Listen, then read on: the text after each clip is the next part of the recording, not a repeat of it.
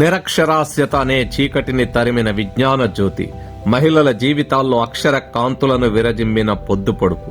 చదువుల తల్లి సావిత్రిబాయి పూలే జన్మదినోత్సవం జనవరి 3ను ఉమెన్ టీచర్స్ డేగా జరపాలని గత 3-4 ఏళ్ల నుంచి విజ్ఞానదర్శిని ఉమెన్ టీచర్స్ ఫెస్ట్ నిర్వహిస్తూ డిమాండ్ చేస్తున్నది. ఆ డిమాండ్ సాధన కోసం విజ్ఞానదర్శిని అధ్యక్షుడు రమేష్, కాంగ్రెస్ పార్టీ అధికార ప్రతినిధి Addanki Dayakar, Vignanadarshini women teacher fest reception committee chairperson Addanki Nagamani Dayakar గారు డిసెంబర్ 31వ తేదీ మహిళా శిశు సంక్షేమ శాఖ మంత్రి సీతక్క గారిని కలిసి మెమోరాండం సమర్పించి వివరించడం జరిగింది. మరుసటి రోజు ఉదయం జనవరి 1వ తేదీన రాష్ట్ర ముఖ్యమంత్రి రేవంత్ రెడ్డి గారిని కలిసి ఈ డిమాండ్ గురించి వివరించగా వారు వెంటనే సానుకూలంగా స్పందించి 24 గంటల్లోనే జనవరి 3వ తేదీ సావిత్రిబాయి పూలే జన్మదినాన్ని తెలంగాణ రాష్ట్ర ఉమెన్స్ టీచర్స్ డేగా అధికారికంగా ప్రకటిస్తూ ఉత్తర్వులు ఇచ్చారు. ఈ ఉమెన్స్ టీచర్స్ డేని అధికారికంగా ప్రకటించిన తెలంగాణ రాష్ట్ర ముఖ్యమంత్రి వర్యులు రేవంత్ రెడ్డి గారికి, మహిళా శిశు సంక్షేమ శాఖ మంత్రి డాక్టర్ సీతక్క గారికి, ఇందుకోసం చొరవ తీసుకుని కృషి చేసిన అద్దంకి దయాకర్ గారికి తమ విజ్ఞానదర్శిని బృందం ధన్యవాదాలు తెలియజేస్తున్నారు.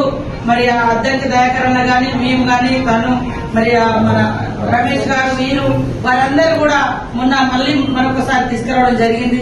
తెల్లారి మేము మరి సీఎం గారికి నూతన సంవత్సర శుభాకాంక్షలు తెలియజేస్తూ వారిని ఒకటే కోరిక చెప్పడం జరిగింది.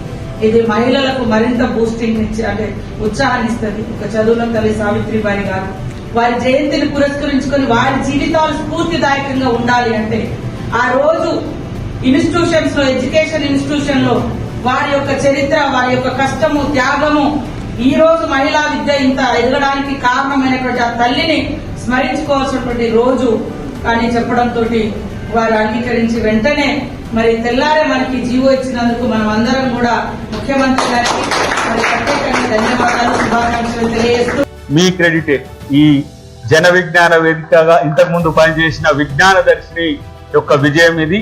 ప్రత్యేకించి రమేష్ గారు నా దగ్గరికి రాకపోతే ఇది అఫీషియల్ గా జరిగేది కాదు.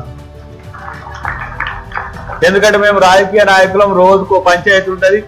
ఈ రోజు మొత్తం దీని కొరకు వేచి ఉన్న. ఎందుకంటే ఇప్పుడు ఇది చెప్పకపోతే నేను ముద్దాయిగా తేలిటట్టుంది. ఇప్పుడు ఎందుకు జీవో ఇప్పించారు కానీ దాకా ఇక్కడ లేనే లేడా అని అంటాడు.